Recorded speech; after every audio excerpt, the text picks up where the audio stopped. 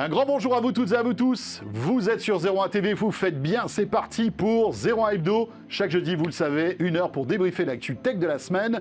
Jérôme, bonjour. Salut François, bonjour à tous. Voici le sommaire de ce 01 Hebdo.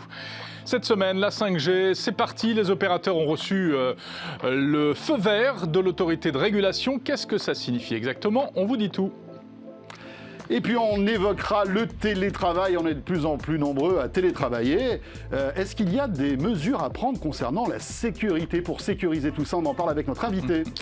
L'application Stop Covid à propos de sécurité également. Les Français commencent à s'y intéresser apparemment et puis il y a de nouvelles fonctionnalités. Marion Simorénon nous dira tout.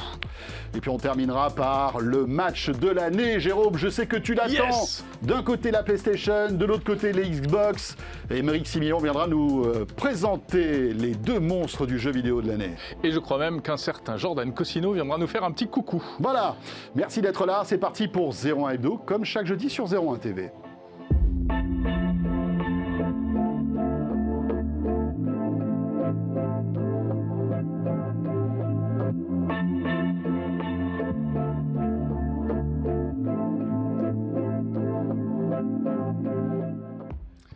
Eh bien voilà, nouvelle opus, nouvelle émission, nouvel épisode, je cherchais le mot, nouvel épisode de 01 Hebdo, qui est une grande série à suspense que vous pouvez suivre depuis combien de temps? 10 ans à peu près? Exactement. Jérôme, tout va bien, ça va? Je suis en pleine forme. Voilà. C'est pas du tout la situation actuelle qui me stresse. Voilà, c'est le confinement qui le fatigue un peu. En tout cas, Ouais. Merci d'être là. On est très heureux de vous retrouver, confinement ou pas.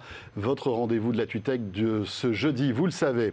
On va rentrer dans le vif du sujet avec l'actu dans un instant, mais auparavant, vous le savez, comme chaque jeudi, on commence par notre question 01 Hebdo Orange. On vous interroge. Vous êtes d'ailleurs plusieurs centaines, voire plusieurs milliers chaque semaine à participer à notre sondage. Et justement, la semaine dernière, on parlait VPN, Jérôme. VPN, qu'est-ce que c'est que ça? Un truc pour sécuriser vos connexions. On en parlait pour les VPN sur les smartphones. Alors, utilisez-vous un VPN? Eh bien, majoritairement, c'est non. Ce n'est quand même pas encore très répandu. Oui, alors on le voit, hein, smartphone un petit peu, PC un petit peu plus, les deux 16%, et puis l'immense majorité donc de non. Notre question de cette semaine rebondit sur l'actu. On va évoquer l'arrivée imminente de la 5G en France.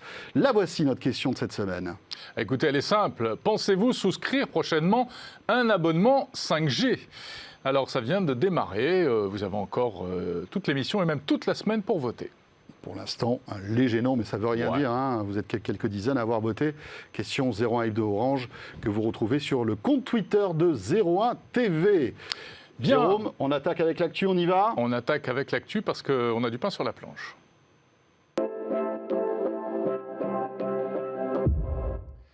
Si je te dis One More Thing, François.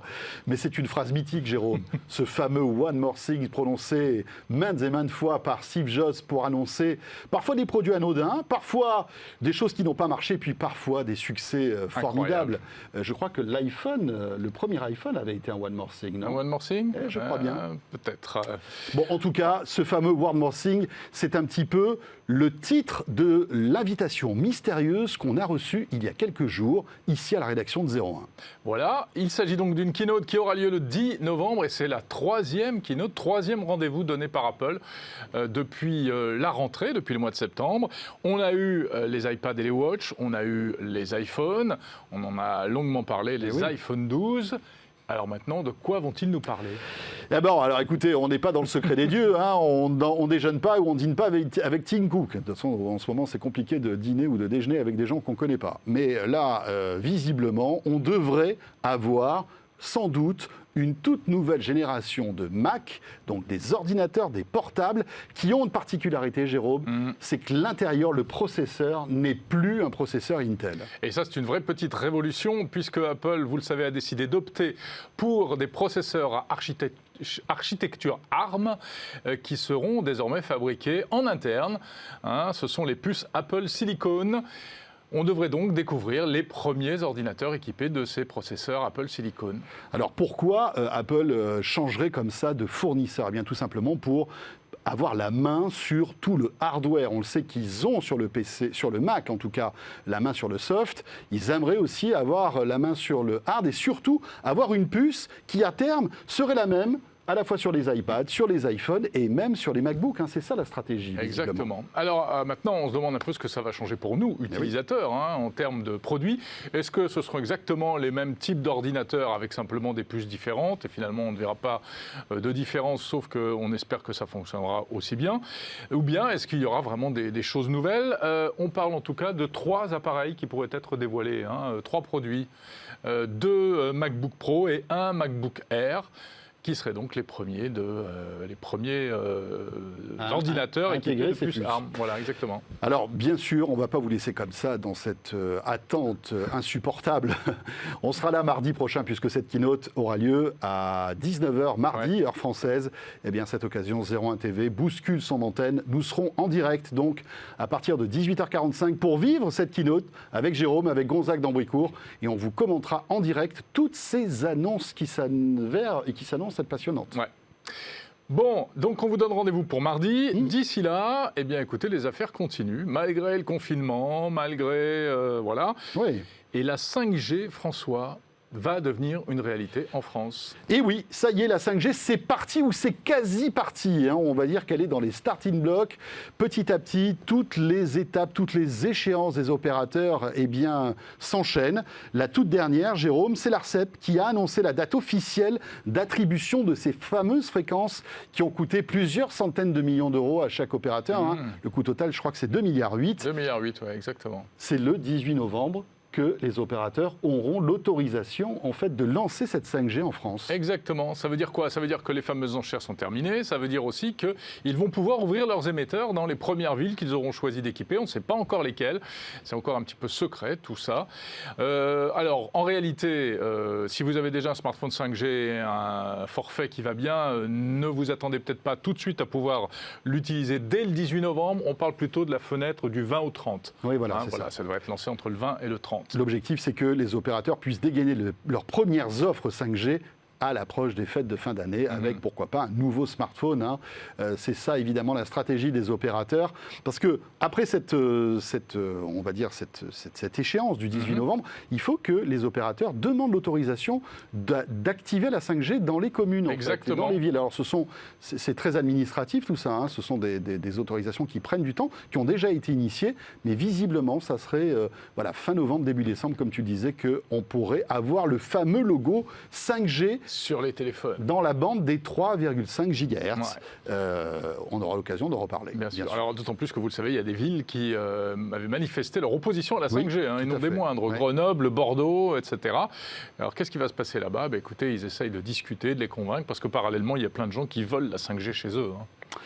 Voilà pour donc cette 5G qui arrive. Dans l'actu aussi, cette semaine, c'est ce coup de tonnerre signé Huawei.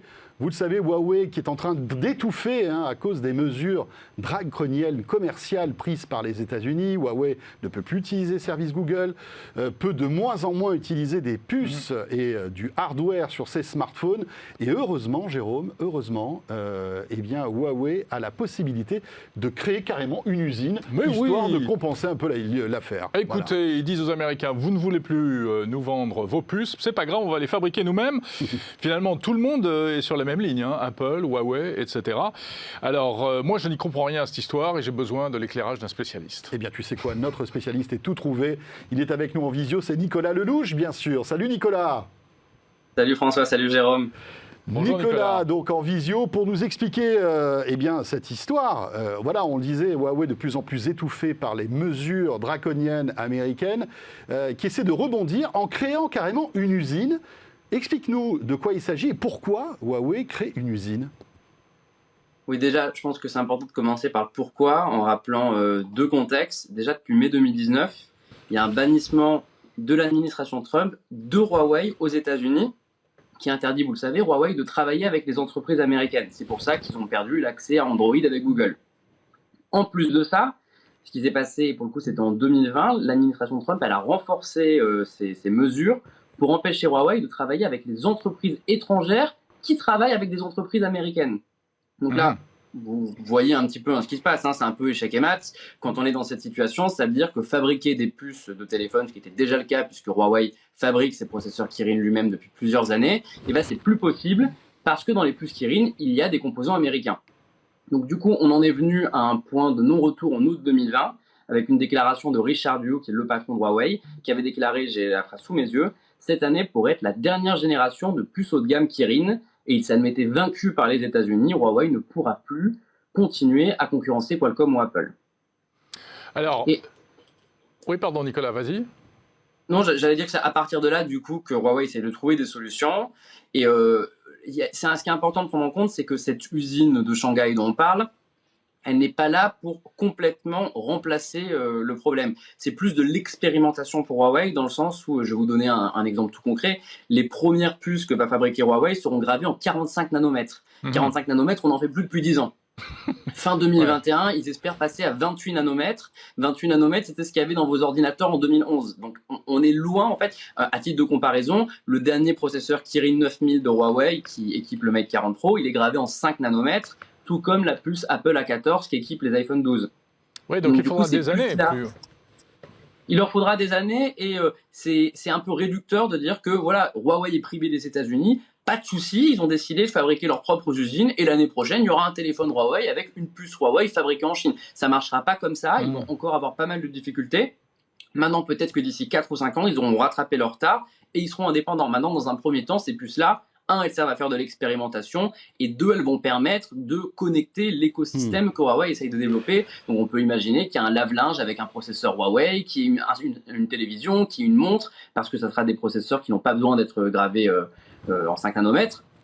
Mais dans un premier temps, ça reste très limité. Mais en tout cas, c'est une première, parce que pour la première fois, Huawei ne dépend plus d'un autre constructeur. Parce que Nicolas, d'un côté, il y a les processeurs, on va dire, qui donnent la puissance de calcul pour les smartphones, et puis il y a les puces 5G. Et c'est le même problème aussi pour les puces 5G, qui doivent être minuscules, bien sûr, pour intégrer un smartphone. Tout à fait, et plus c'est minuscule, en fait, cette gravure, on peut se dire à quoi ça sert de graver en 7, en 5 nanomètres. Plus c'est petit, moins ça consomme d'énergie, donc c'est mieux optimisé, donc on peut mettre... c'est plus puissant, plus économe, donc c'est parfait. Et surtout qu'aujourd'hui, un point qui est très important à prendre en compte, on dit souvent que tous les téléphones sont 5G, mais en réalité, il n'y a que les téléphones Huawei sur le marché qui ont un modem 5G intégré à leur processeur. C'est-à-dire que chez Apple, chez Qualcomm, vous avez une petite puce 5G à côté du processeur, ce qui du coup consomme plus d'énergie.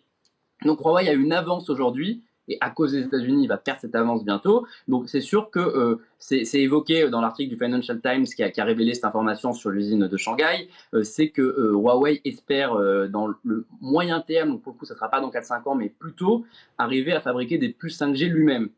Donc ça ne sera pas gravé dans l'écriture la plus fine, hein, mais en tout cas ça sera suffisant pour que Huawei soit de nouveau indépendant, peut-être pour des antennes ou des équipements 5G dans des appareils. Mais sur le smartphone, ça va être compliqué en tout cas sur le court ou moyen terme. C'est intéressant parce que l'avance technologique dont tu parlais, c'est peut-être en réalité ce qui explique la situation dans laquelle Huawei est aujourd'hui, parce qu'on peut penser que ça fait partie des motivations de l'administration Trump pour avoir interdit Huawei.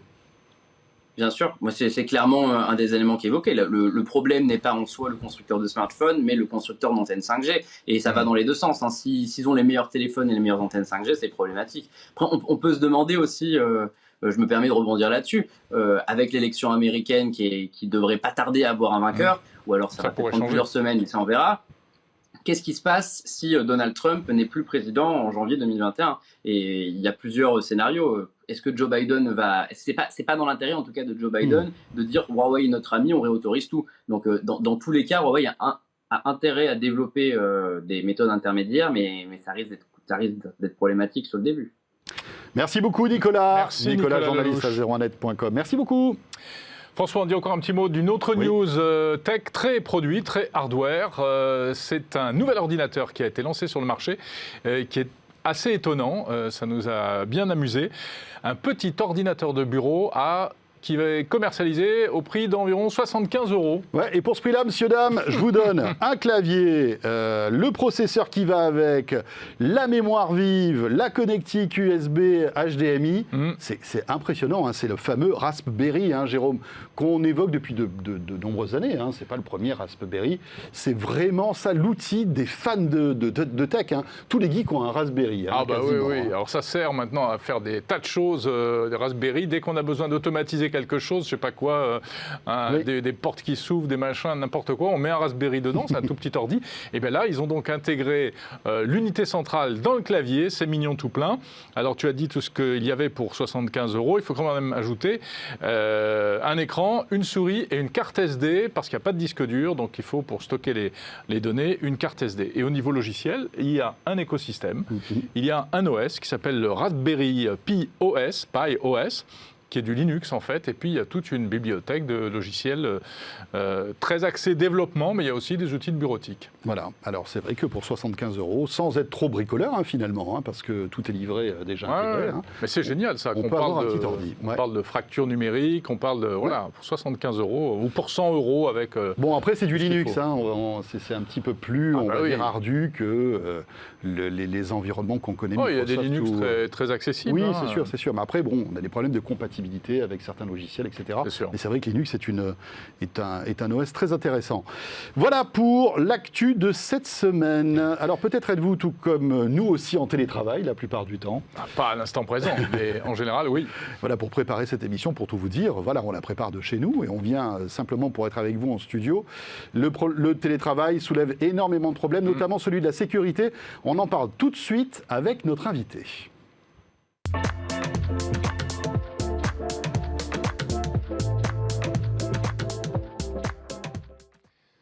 Benoît Grunemwald qui nous a rejoint. Bonjour Benoît. Bonjour. Notre expert en cybersécurité chez EZ. Merci Benoît d'être avec nous. Tout comme le mois dernier, vous êtes là pour un peu défricher, décrypter en fait tout cet univers passionnant de la cybersécurité qu'on aime beaucoup. Un peu effrayant aussi. Ici.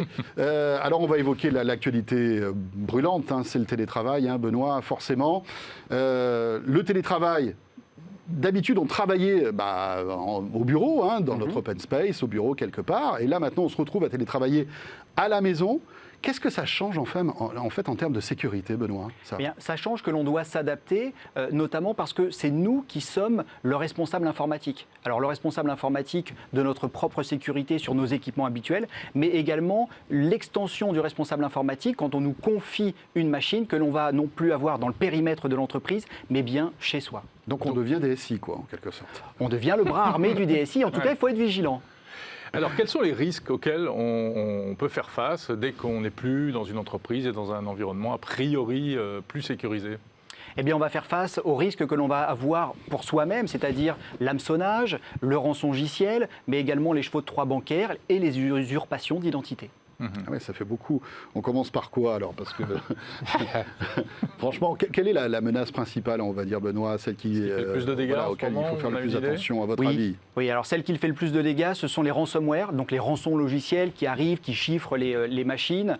Et bien souvent, cela vient par des messages non sollicités, le spam et ou l'hameçonnage. Donc il faut vraiment se pencher sur un point en particulier, c'est l'hameçonnage et surtout son identité numérique. D'accord. Mais alors quand on dit ça vient c'est-à-dire par email principalement, avec des choses qui vont nous donner envie de cliquer et en fait de faire entrer nous-mêmes le ver dans le fruit. Et on en reçoit tous, enfin toi et moi j'imagine, moi j'en reçois plein. Oui, évidemment. Et il y a également un nouveau vecteur, c'est le SMS. Le SMS malveillant. Et on a vu aussi que sur les réseaux sociaux, il y avait des messages, donc des comptes créés pour l'occasion, qui vont diffuser des messages légitimes pendant un petit moment et au bout d'un moment, diffuser un lien malveillant. Et on a vu comme cela certaines personnes recevoir des chevaux de Troie bancaires, notamment parce qu'on est souvent sur les réseaux sociaux, sur son téléphone. Qu'est-ce que c'est un cheval de Troie bancaire ? Alors le cheval de Troie bancaire, c'est celui qui, notamment quand il est sur son téléphone portable, va s'installer pour récupérer toutes les informations de connexion et à nos comptes bancaires. Et surtout, comme il est sur le téléphone portable, il a la possibilité d'intercepter les SMS que l'on recevrait soit pour ajouter un nouveau bénéficiaire, soit pour valider le virement. Voilà. Benoît, alors vous êtes évidemment donc expert en cybersécurité chez EZ. J'imagine que vous surveillez en temps réel un peu les activités de sécurité. Est-ce que dans ces périodes de télétravail, vous voyez une activité en fait de la menace ou des arnaques qui remontent ou pas ?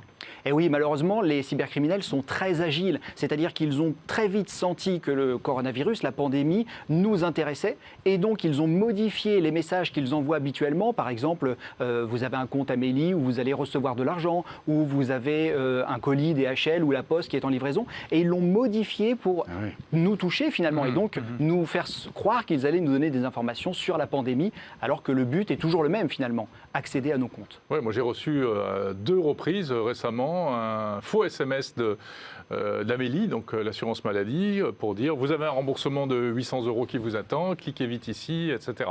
Ah ouais. Et le problème, c'est que sur le smartphone, on ne peut pas juste passer la souris et regarder si le lien est légitime. Ouais. Et malheureusement, on a l'habitude de ne pas installer de solution de sécurité sur son smartphone, alors que c'est son travail. Donc on le fait sur son ordinateur, en plus on a une meilleure vigilance, alors que sur son smartphone, on ne le fait pas. Benoît, quels sont les 5 commandements que vous, spécialistes, pouvez-vous nous donner si on est en télétravail ? Le premier, c'est de bien mettre à jour son système d'exploitation et ses logiciels. Le deuxième, ça va être de Alors, penser... je vous coupe pour le premier, c'est donc, si on a Windows ou Mac, avoir la dernière version à la fois de l'OS, mais aussi du navigateur, etc. Complètement. Bien vérifier si on a Bien bien vérifier. Et Linux n'est pas exempt de mise à jour aussi. Bien sûr, Linux donc aussi. Mac, Linux, Android. Donc bien suivre les mises à jour des Il ne faut pas faire fabricants. comme font les gens qui laissent une pastille mise à jour disponible, comme ça, allumée pendant des semaines et des semaines, Complètement. sans faire la mise à jour. Oui. Et surtout que du coup, quand on va faire la mise à jour, ça va être vraiment pénible parce que ça va prendre énormément de temps, ça va demander des reboots, etc. Donc au mieux on suit les mises à jour, au mieux on est protégé et au plus on a de nouvelles fonctionnalités aussi dans les logiciels. D'accord. Premier commandement. Le deuxième. Le deuxième commandement, c'est de sauvegarder régulièrement et surtout de sauvegarder sur des médias amovibles que l'on va pouvoir mettre sur, par exemple, chez des amis ou dans sa famille. Et le cloud ? Sauvegarder dans Le cloud, c'est une bonne idée, mais ce qu'il faut voir, c'est que quand on a un ransomware, généralement, le ransomware se faufile. Et donc, si le cloud est relié directement à son ordinateur, à son Mac, son PC ou son Android, eh bien, il y a des possibilités pour que le cloud soit aussi affecté. Donc, du coup, prendre un disque dur et le déconnecter, faire ça, par exemple, toutes les semaines, ça permet d'avoir quand même une meilleure sécurité. D'accord. Autre commandement, Benoît ? Autre commandement, on sépare les usages pro et perso. Ah, Ce qui veut dire que si on a son ordinateur à la maison, on ne fait pas quelque chose qu'on n'aurait pas fait au travail. On ne va pas consulter ses comptes de messagerie personnels. Parce que si par hasard on reçoit un message, par exemple, qui amène un ransomware et qu'on l'ouvre sur son ordinateur de travail, eh bien là, on met en difficulté soi-même, mais aussi l'entreprise. D'accord. Autre conseil ? Autre conseil, installer une suite de sécurité, mais ne pas uniquement l'installer sur Windows, Mac et Linux, mais aussi sur Android. Et quand je dis suite de sécurité, je pense bien à quelque chose qui va vérifier l'intégralité de notre réseau domestique, finalement comme le ferait une entreprise. Avoir un VPN, ça a du sens ou pas ? Alors le Lorsqu'on VPN, est en télétravail. le VPN, généralement, quand on est en télétravail, il va être sur l'ordinateur de la société qui va nous permettre de nous connecter à la société de manière sécurisée. Mais nous, en tant que particuliers, on n'a pas forcément besoin d'un VPN pour télétravailler. Ça sera plutôt fourni par l'entreprise. Ouais. D'accord. Encore un commandement ou on est Et le bon ? dernier conseil, c'est protéger son identité numérique. Donc ça veut dire des mots de passe forts. Cela veut dire également, dès que c'est possible, rajouter l'authentification 2 facteurs sur tous ses comptes, changer ses mots de passe, alors pas trop régulièrement, mais le faire quand même de manière fréquente, on va dire 1 fois par an, c'est une bonne idée, parce que malheureusement, les mots de passe que l'on met dans certains sites peuvent se retrouver piratés, volés, et du coup, les criminels vont utiliser un login et un mot de passe qu'ils vont réessayer sur tous vos sites. Ouais. Donc si vous utilisez le même login mot de passe dans tous vos sites, On est mort. Benoît, Faire court. en tout cas, on est mal barré. On est mal barré. On va dire. Petite question pratique, alors qui est peut-être toute bête, mais on a les webcams sur nos PC portables, sur nos smartphones, nos tablettes, etc. Et moi, j'ai toujours cette image d'une interview de Mark Zuckerberg qui avait son grand MacBook là, avec un scotch sur la caméra. Est-ce qu'il faut être comme Mark Zuckerberg, hyper vigilant et bloquer sa webcam quand on est en télétravail, par exemple ? Alors, ou est-ce qu'il ne faut pas... Alors, voilà, d'une c'est- manière générale, il faut faire attention à son image et à ce que peuvent à la fois écouter, parce qu'on a tous un micro sur notre smartphone, sur nos ordinateurs. On a des caméras également sur le smartphone, pas que sur l'ordinateur. Et donc, il faut être vigilant. La plupart du temps, on se protège contre des logiciels malveillants qui peuvent prendre la main sur la caméra sans pour autant afficher la petite lumière qui va dire « Attention, je suis en train de filmer ». D'une manière générale, si on a un bon antivirus ou une bonne suite de sécurité, cette précaution n'est pas nécessaire. D'accord. Donc on n'est pas obligé de masquer... Non, et surtout en télétravail, sinon, Ouais, comme on fait c'est des pas réunions à Ouais. distance, on passerait son temps à enlever et démasquer. Justement, dernière question, les réunions à distance, on est de plus en plus nombreux à utiliser Teams, Zoom, etc., Google Meet, enfin il y en a plein, il y a même Amazon maintenant qui a une suite qui s'appelle Chime. Ouais, il y a des solutions françaises aussi. Des solutions bien sûr. françaises, bien sûr, qui sont très performantes. Là encore, des précautions à prendre lorsqu'on est souvent sur ces services de visioconférence. Alors la première précaution, c'est attention à ce que l'on dit et attention à ce que l'on a derrière également. C'est-à-dire qu'il y a une notion de confidentialité. Quand on est au bureau, c'est attention aux mots de passe que l'on peut mettre en post-it sur son tableau blanc ou des projets que l'on peut considérer un peu top secret. Ça a l'air Et- bête de dire ça, mais Ah combien de bah, fois on l'a vu, hein. C'est arrivé, c'est arrivé à un C'est grand arrivé. média qui s'est fait pirater comme Bien ça. sûr. Exactement, c'est parfois des portes d'entrée, on donne des secrets que l'on ne souhaite pas donner. Ouais. Et puis ensuite, il faut utiliser une solution qui permet d'avoir une confidentialité et qui garantit une confidentialité, notamment grâce au chiffrement de bout en bout. D'accord. Zoom notamment, hein, je crois, vient d'apporter le chiffrement de Ouais. bout en bout Qu'il faut activer. sur des conversations. C'est un luxe ou c'est quelque chose qu'il faut absolument avoir lorsqu'on fait ce type de visio ? Alors, ce n'est pas un luxe. Il y a des moments où on se dit qu'on va plutôt privilégier la qualité de l'image et donc le transfert plutôt que la sécurité. Et je pense que Zoom a bien réagi en rajoutant cette fonctionnalité-là, parce que cela permet que si nous faisons une conférence à 3, le serveur au milieu de Zoom n'ait pas accès à ce que l'on se dit. Et si on échange des fichiers, si on échange des éléments stratégiques pour préparer une émission, par exemple, on n'a pas forcément envie que ça se retrouve dans la nature. Oui, parce que nos émissions sont top secrètes. hein. Absolument. Je te le dis, Tout à peut-être que fait. tu ne le savais Nous pas. manipulons des Mais avec- informations stratégiques Mais très avec importantes Benoît, pour la nos sécurité échanges sont nationale. cryptés. Très bien. Merci beaucoup, Benoît Merci, Grunendahl. Benoît. Avec plaisir. Voilà, cybersécurité, vous le savez, un expert dans ce domaine chez EZ.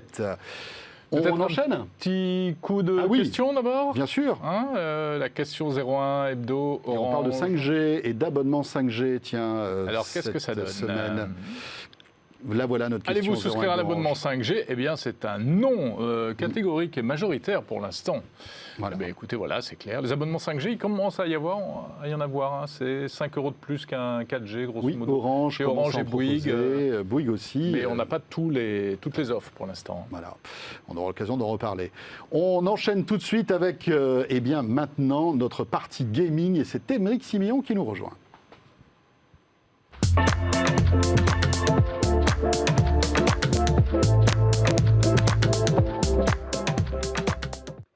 Alors regardez, ils sont là, il y a Pierre Moi, Tullien qui est Siméon venu. vient avec du personnel. Voilà, déjà, parce que là, autant Merci, vous dire Pierre. qu'on est un peu chargé, là. Là, c'est... Bah, je reviens du marché. Là, c'est Et, c'est les j'ai- déménageurs gamers. en Il fait. est trouvé sympa des- ton qui marché. sont J'ai venus. trouvé des trucs vraiment pas mal. Bon, alors c'est quand même un peu un événement. Il faut bien le dire. Oui, regardez un peu Regardez ça. bien ce Les- que nous vous présentons aujourd'hui. Ouais, les nouvelles on va essayer de générations mettre de ça en face consoles d'écran. sont sur le plateau de 01 TV avec Voilà. Émeric Simillon, notre Voilà. expert qui les a apportés. Les j'allais dire deux, mais manettes. donc trois déclinaisons On va de essayer deux de faire en sorte consoles qu'elle se casse pas la figure. Wow. Voilà. Ah bah alors là, Et je franchement, vais poser mon séant. qui sortiront prochainement, mais Elle va tomber. qui officiellement ne sont pas disponibles. Comment de quoi? Oui, non. Pas encore. Pas encore. Nous, oui. Alors on les tiens, a. peut-être première question, elles arrivent quand ces consoles, tiens Émeric Alors, on va rappeler. Donc, la Series X. Je vais essayer de. Parce qu'en ce moment, c'est un peu compliqué. On écrit les papiers, tout ça. Alors, on jongle avec One Ouais. X, One S, machin. Bref. Series X, La plus puissante de Microsoft, la plus puissante de Microsoft. Lancement 10 novembre. 10 novembre. Donc, Mardi demain prochain. prochain. Mardi prochain. Jour de Prix, keynote. parce que la dernière fois, on avait un peu. Oui. 499 €. 480. On a révisé. 99 centimes. Donc, on va dire 500. 500 €. Elle arrive avec une manette, un câble que je vous conseille d'utiliser. D'ailleurs, Microsoft recommande de l'utiliser. Je vous recommande de l'utiliser également, puisque c'est un câble HDMI, mais qui est fait optimisé, Très haut débit, voilà, voilà. pour pouvoir balancer de la 4K en 120 D'accord. Hz. Donc voilà. Donc ça arrive, donc on l'a dit mardi. Et puis, sa petite sœur, donc... Elle est mignonne. Oui, elle est choubi, hein. Elle est tout mignon. Honnêtement, Ouais, oui. elle me fait craquer. Ouais, elle est C'est trop vrai. mignonne. Ouais, elle est super. Alors, elle n'a pas de lecteur optique, ça c'est la Series S. Et donc, c'est la première fois que vous allez pouvoir l'avoir en plateau, puisqu'en fait, je vais vous révéler un secret qui n'en sera plus un à l'heure à laquelle nous diffuserons. C'est que tous les embargos, ce qu'on appelle nos embargos, auront sauté. Voilà, dans l'après-midi. Donc voilà, vous avez en primeur, non pas un mock-up, mais c'est la vraie. Elle fonctionne, hein, c'est celle qu'on a testée. Donc ça, c'est la Series S. Elle sera vendue 300 €. Elle arrive aussi le 10 novembre, comme sa petite sœur. Moins puissante que la série X. Tout à fait. Beaucoup moins puissante, ou finalement, Un petit pour peu 300 moins €, puissante. on se retrouve avec un bon rapport qualité-prix. Qu'est-ce que tu nous conseillerais là-dessus? C'est un bon rapport qualité. Alors, dans la famille Xbox, c'est un très bon rapport qualité-prix. Pour dire les choses très très simplement, la Series X, c'est la grosse boîte taillée pour ceux qui en veulent à plein, qui ont déjà la télé 4K qui va bien, qui veulent se faire ultra plaisir sur les jeux, qui veulent en profiter avec plein d'effets, de trucs, voilà.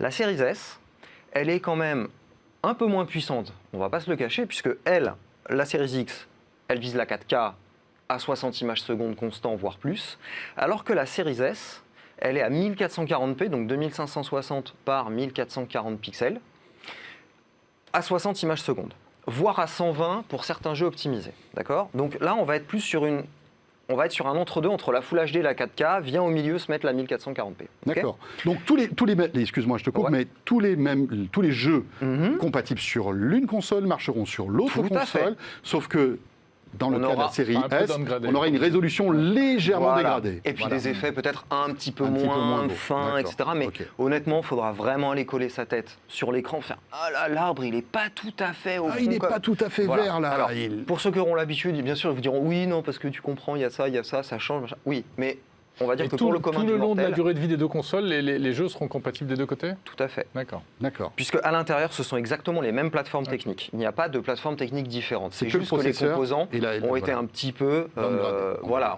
on a réduit un peu la voilure, mais à l'intérieur, ce sont exactement les mêmes composants. On a du SSD sur les deux. 1 Tera, là, alors, en capacité théorique, hein, 1 Tera, 512. 1 Tera de SSD, 512 Go de SSD. D'accord. On va dire en exploitable, c'est pas tout à fait ça. On est plus de l'ordre de 800 gigas et un peu plus de 350. Ah ouais. Ok. D'accord. Et Un jeu prend voire combien un de peu place moins même. Donc C'est- voilà. c'est l'OS qui prend- et Sachant les- que là, en à plus, l'heure il où n'y a les pas de jeux, stockage optique, donc ça veut dire Voilà. que tous les jeux, je vais les stocker là-dessus. c'est ça. Un jeu fait combien là? Alors en moyenne aujourd'hui, on est sur des jeux qui varient entre 70 pour certains, 70 gigas. Alors bien sûr, il y a toujours des petits jeux. On trouvera toujours les exceptions, hein, mais on Ouais, va dire quand que même. pour les Ah triple ouais, A, c'est-à-dire qu'au bout de on va 5 être- jeux, je suis cuit on là. va être J'ai sur plus du de place. 70 gigas, ouais, voire même plus, parce qu'il y en a qui montent jusqu'à 105, 150, 175. Et tu Donc peux voilà. étendre la mémoire ou pas? Alors tout à fait, on peut étendre le stockage de deux façons. La première, il y a une carte d'extension que je n'ai pas amenée mais que je vous avais déjà présentée, Oui, qui est la toute vous me petite l'avez carte montré, tout à d'extension fait. Oui. storage de Seagate, qui coûte assez cher, il faut quand même le reconnaître, mais néanmoins ça vous permet de pouvoir ajouter 1 Tera, alors 900 gigas en vrai, on va dire, exploitable. Mais je peux pas acheter de la Sur les mémoire deux libre, consoles. ouvrir le truc et mettre de la mémoire dedans. Non, par contre, ce que Mais tu vas... tu te crois où? Non, Enfin, ça tu peux pas. Monsieur, vous êtes Néanmoins, ce que tu vas pouvoir quand même faire, c'est réutiliser un disque dur USB 3.0 obligatoirement externe, D'accord. que tu vas pouvoir brancher aux deux consoles pour pouvoir mettre des jeux ancienne génération dessus et pouvoir les lancer dessus. Tu pourras stocker des jeux nouvelle génération sur ce disque, mais tu ne pourras pas les lancer depuis le disque. Tu seras obligé de les copier sur le SSD. Donc, ça t'obligera peut-être à Ouais. faire un petit peu de jeu de ouais, chaise musicale. c'est Oui, ça. mais honnêtement, pour avoir fait plein de tests, vous découvrirez ça au fur et à mesure, là, dans les jours qui tombent. Les vitesses de transfert, que ce soit du SSD interne vers le SSD externe, ou du SSD vers le disque dur, ou du disque dur... Bon bref, dans tous les sens que vous voulez, ça va assez vite. Ça va. Donc on D'accord. va dire qu'en 10 minutes, tu peux faire un transfert de jeu, etc. Ça compensera largement le temps que tu auras perdu à aller te faire un café, le temps que ton jeu se lancera. Parce que honnêtement, c'est ça la grosse nouveauté de ces consoles, c'est le SSD. Et ça change tout, mais vraiment. C'est-à-dire que c'est pas juste un argument commercial, etc. Vraiment, pour l'avoir essayé, et c'est aussi vrai sur la PlayStation 5 dont on parlera dans quelques minutes, honnêtement, on n'a jamais été aussi proche D'accord. des PC portables et des PC de gamers en termes de réactivité. Je ne parle que de réactivité, je ne vais pas parler de performance pure. Hein. En termes de On est d'accord réactivité. que même la série X n'arrive pas à la cheville du plus puissant des PC Non, actuels. mais On est c'est pas d'accord, son, hein. c'est pas, C'est pas son vraiment objectif, pas- d'ailleurs. Non, voilà. Enfin, sinon, elle coûterait pas que 500 €. Oui, bien sûr. Voilà. C'est un compromis, une console. Voilà, c'est ça. Et puis ça fait d'autres choses. Tu peux lire. Alors sur celle-là, tu vas pouvoir lire Blu-ray 4K. Tu vas pouvoir regarder Netflix. Tu vas pouvoir regarder Disney+. Enfin voilà, tu vas pouvoir faire plein d'autres choses. Sur la Series S aussi, hein. Tu peux tout à fait consulter les offres à la demande. Tu vas pouvoir retrouver tout un panel d'applications qu'on connaît aujourd'hui. Tu as accès à tous les jeux Xbox One qui sont sortis ces dernières années. Certains 360 sont aussi des jeux Xbox 360 sont aussi rétrocompatibles. Et surtout, il y a plein de jeux qui vont avoir des optimisations qui vont donc avoir gagner quelques subtilités graphiques, etc. pour pouvoir tirer pleinement de la puissance. Sans parler, bien sûr, de tous les jeux next-gen qui vont arriver et qui seront chez Microsoft, et je crois que c'est important de le rappeler, compatibles aussi avec les One X, One S. C'est-à-dire que si demain, quand Halo Infinite va sortir en 2021, et que tu n'as pas une Series X ou une Series S, mais que tu as une One X ou une One S, c'est pas un souci, ça va marcher quand même. Tu n'auras pas toute l'expérience Halo next-gen, mais tu auras quand même le jeu. La PlayStation 5 pour terminer, regardez, elle est à côté, imposante d'ailleurs. Moi je suis ému, c'est la première fois que je la vois en vrai.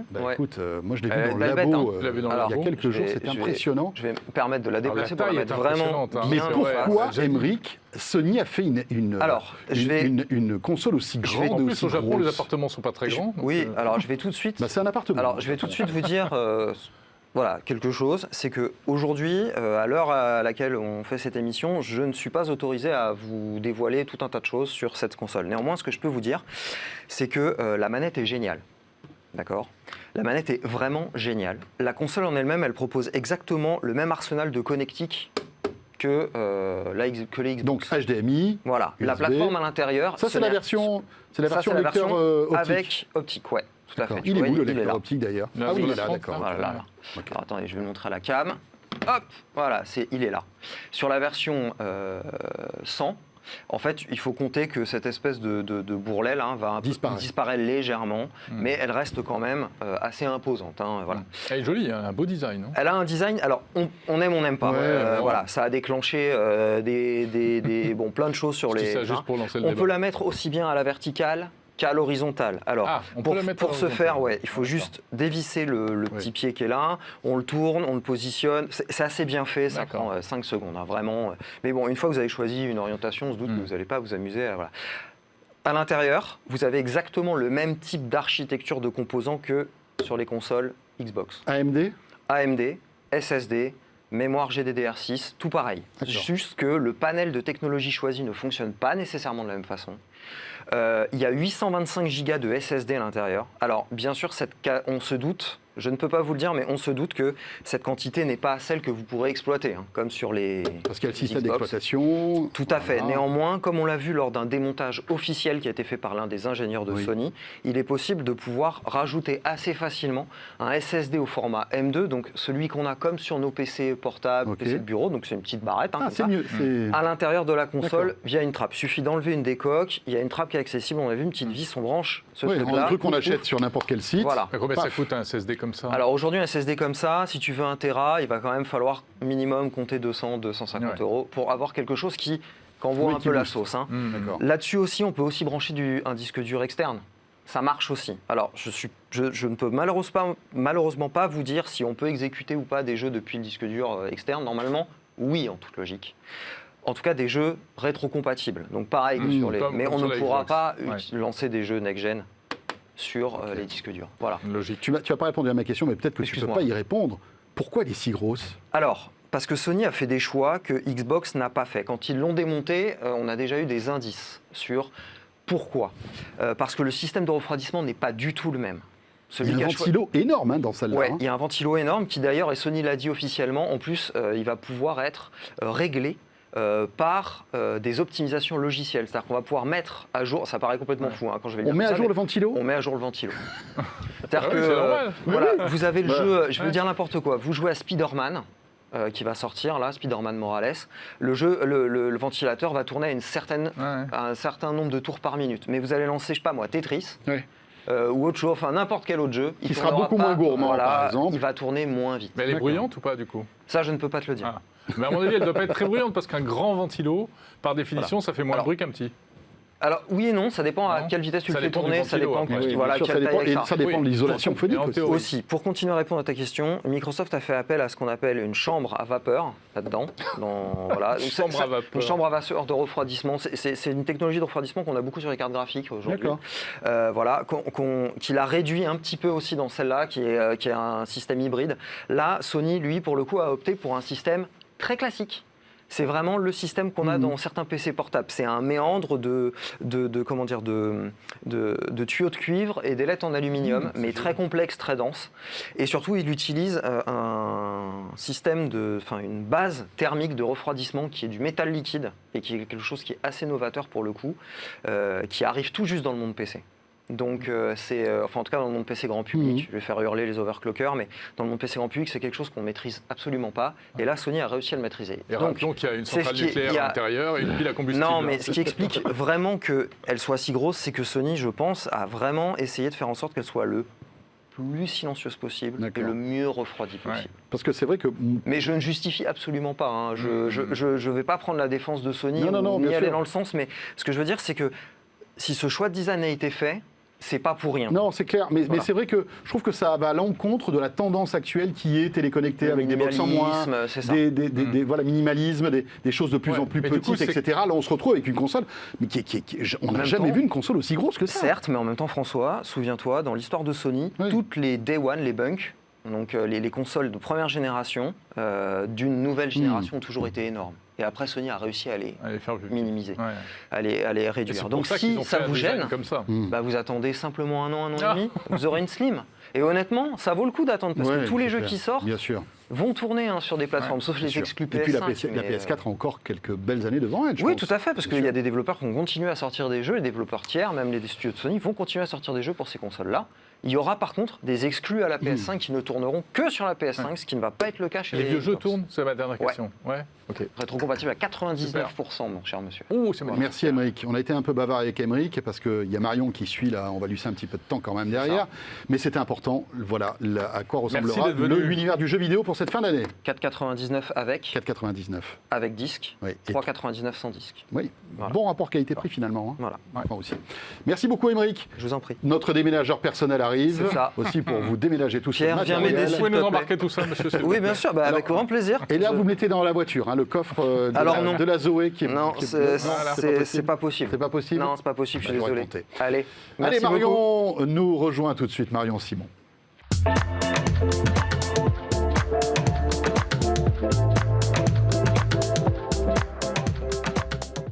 Après le jeu vidéo, on parle de choses un petit peu plus sérieuses maintenant. Cette application qui gagne en légitimité, en popularité après des débuts chaotiques, on s'en souvient. Tous anti-Covid. Yes, qui s'appelait avant Stop Covid, qui a été rebaptisé, nouvelle version, etc., qui ne cesse de se moderniser. Et maintenant, on peut faire des choses supplémentaires sur Tous anti-Covid. Bonjour Marion. Bonjour. Oui, c'est effectivement la plus grosse nouveauté de cette appli, c'est la génération automatique d'une attestation dérogatoire.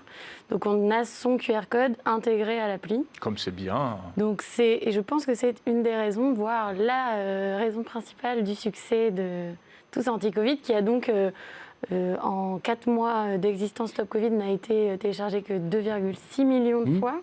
Et là, on est à un peu plus de 7 millions et ça n'a démarré que fin octobre, le 22 précisément.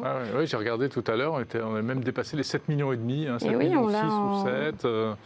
On les a même en direct, les chiffres, dans la nouvelle application. Voilà. C'est ça qui est intéressant dans cette appli. Après, ça peut être un peu anxiogène, on va dire, mais après, il faut prendre un peu de recul par rapport à tout ça, mais on a plein d'informations. C'est plus qu'une appli qui est là pour traquer, en tout cas, et détecter, évidemment, les personnes qui sont en contact avec le Covid, mais ça va beaucoup plus loin, c'est ce que tu disais là. Oui, c'est un espèce de tableau de bord où on peut avoir en simultané les chiffres de téléchargement, mais aussi de l'épidémie. On peut voir les nouveaux cas. Bon, oui, c'est anxiogène, mais c'est mis à jour, les patients en réanimation. Bon, c'est pareil, anxiogène, mais il y a aussi plein d'informations comme les enregistrements nets sur l'application. Donc, ce que tu disais, Jérôme.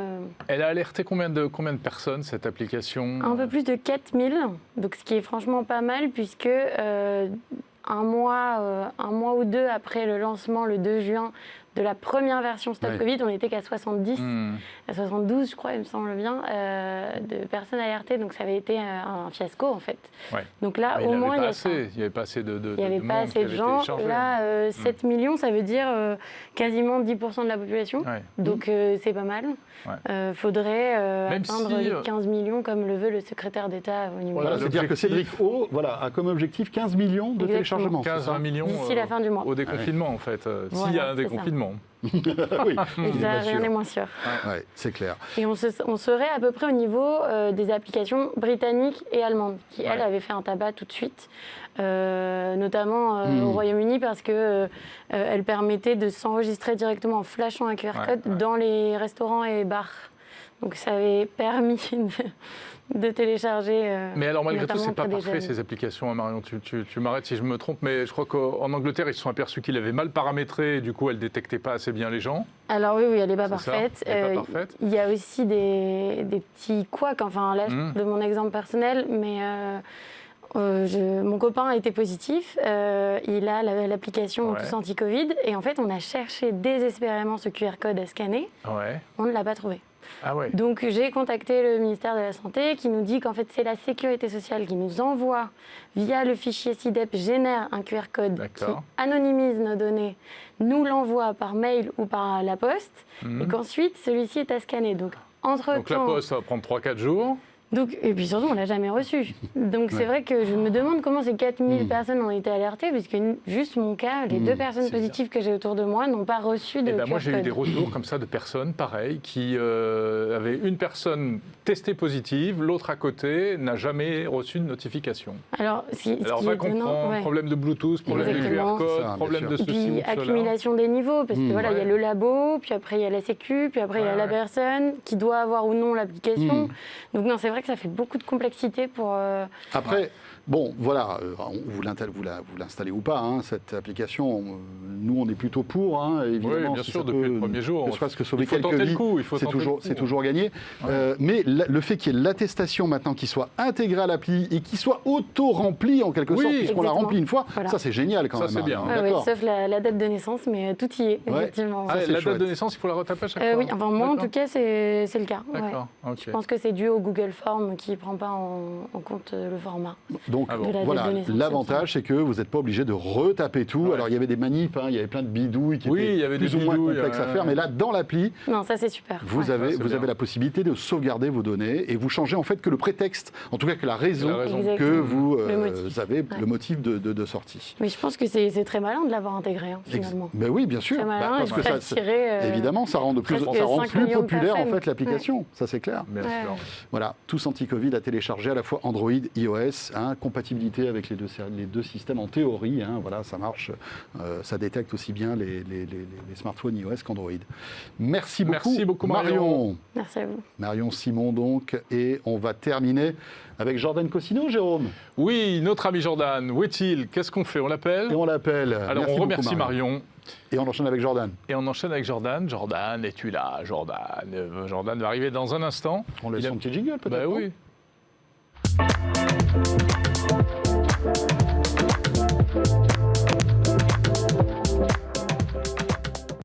Et je vous rappelle notre question 01 Hebdo Orange avant que Jordan, qui est torse nu actuellement, mette son Qui t-shirt, sorte de mesdames, sa messieurs. douche, Jordan. Notre question, donc 01 Hebdo Orange de cette semaine, on parle de 5G. Est-ce que vous allez souscrire à un abonnement 5G? Tadam. Pour l'instant, c'est non. Ça vous branche pas trop, hein, pour Non. l'instant. Majoritairement, non. Bah, écoutez, c'est normal. Pour l'instant, il n'y a pas de réseau. Et puis, vous n'en avez peut-être pas la nécessité. On en reparlera dans un an ou deux. Exactement. Et puis à terme, évidemment, on sera tous en 5G. Hein. C'est le sens de l'histoire. C'est le progrès, comme on dit. Jordan Et on Cosino est n'arrête pas avec le nous. progrès. Et non, on n'arrête pas le progrès. Ah ouais. Et heureusement qu'on n'arrête pas le progrès. Jordan Cosino est avec nous. Salut Jordan. Bonjour, comment ça va? Vous m'entendez bien? On t'entend Parfait. parfaitement, Jordan, qui est en Magnifique. visio. Alors Jordan, confinement pour toi. Tu restes Oui. évidemment à la maison. Et Dans mon à cette- penthouse de 20 mètres carrés. dans ton penthouse de 20 mètres carrés. Pour tout vous dire, tout à l'heure, dans les répétitions, on avait les draps du lit de Jordan qui étaient accrochés à son armoire. Et avec Laure, on lui a dit, enlève-les s'il te plaît, c'est un peu moins télégénique. Et là, C'est un maintenant, peu convivial, je voulais être dans Là, mon c'est lit bien. et tout, mais on m'a dit c'est Ouais. compliqué pour la télé, tu comprends. T'as un peu la coiffure de la sortie de ton lit, hein, Ouais, mais c'est c'est ça. pas moi qui vais te jeter la pierre. Hein. Bah, Oui, je vous préviens, sur la coiffure, ça va pas aller en s'améliorant, hein, j'ai pas de quoi faire pendant un mois. Là, je compatis, mon cher Jordan, je compatis. Bon, Jordan, qu'est-ce que tu vas nous concocter là pendant cette période de confinement? Parce que, évidemment, on va te retrouver tous les jeudis dans 01 Hebdo, avec un format adapté, on va dire, au confinement. Exactement. Bon, d'habitude, je teste un peu les produits un peu improbables qu'on a pu voir. Vous avez pu le voir depuis quelques temps, je faisais ça. Mais bon, c'est un peu plus compliqué en ce moment. Donc, je me suis dit, j'ai vu pas mal de questions sur les réseaux sociaux de 01net, et je me suis dit, si on allait y répondre. Donc, ce que je vous propose, je vais vous proposer chaque semaine de nous poser vos questions, que ce soit, idéalement, ça sera plus pratique pour nous, sous cette vidéo YouTube, avec un hashtag qui sera le hashtag « Je veux savoir ». On ne sera pas très regardant sur l'orthographe, hein. Et vous mettez la question que vous voulez, que ce soit sur la photo, sur les smartphones, sur de la vidéo, sur de la télé, sur de la 5G, sur ce que vous voulez. Et moi, j'irai voir un journaliste de la rédaction et on discutera de votre question et on essaiera d'y répondre le plus précisément possible. Le but, c'est de vous aider. Il y a des achats Black Friday qui arrivent, il y a des achats de Noël. Toutes vos questions, on y répondra dans cette chronique. En gros, Jordan, si j'ai bien compris, par exemple, j'hésite à m'acheter un smartphone 5G, par exemple. Ouais. J'écris ma question avec le hashtag « Je veux savoir ». Toi, tu vas les répertorier, tu en sélectionneras une, et peut-être que tu répondras à celle-ci. Exactement, En gros, c'est et ça ça. peut être quelque chose de très précis comme quelque chose de très large. Je dis n'importe quoi, est-ce que ça vaut le coup d'acheter une télé OLED, une télé 8K maintenant ou pas? Ou est-ce que tel modèle est intéressant ou pas? Et on y répondra. Peut-être qu'on fera plusieurs questions, peut-être qu'une. Ça sera la découverte. De toute façon, on n'a pas encore essayé cette chronique, donc il va falloir essayer, puis on verra, on peaufinera en fonction de vos retours. Alors, où est-ce qu'on poste les questions? Alors, idéalement, en commentaire YouTube. Si maintenant, vous n'avez pas de compte YouTube et que vous voyez cette émission sur votre télé ou autre, vous pouvez nous envoyer un message privé sur Facebook, sur Twitter. On récupérera, ou même sur Insta, on récupérera ça un peu partout. Avec le Avec hashtag, une petite main. voilà. Toujours avec le petit hashtag « Je veux savoir », que je puisse savoir que c'est pour cette partie de l'émission-là que vous posez votre question et pas pour autre chose. Exactement. Bon, ben voilà, on Je se veux retrouve la savoir, semaine prochaine. Quoi Vous manger avez- ce soir, ça marche pas, par exemple. Non. Oui, non, soyez précis sur les questions. D'accord. Voilà, merci beaucoup, Jordan. Rendez-vous la semaine prochaine. Merci à donc, vous, Dans 01 et à la Hebdo. semaine prochaine. Salut, Et, Jordan. le hashtag Je veux savoir donc pour ce nouveau rendez-vous de Jordan qui viendra conclure le 01 Hebdo. Eh bien, c'est très bien, François. Je te propose qu'on replie nos petites affaires, mais que l'on se retrouve très vite dès mardi prochain, puisque mardi soir, évidemment, on sera en direct pour la keynote Apple One More Thing. Ouais, cette fameuse keynote mystérieuse One More Thing que va annoncer Tim Cook, peut-être des ordinateurs avec une nouvelle infrastructure, de nouvelles puces à l'intérieur.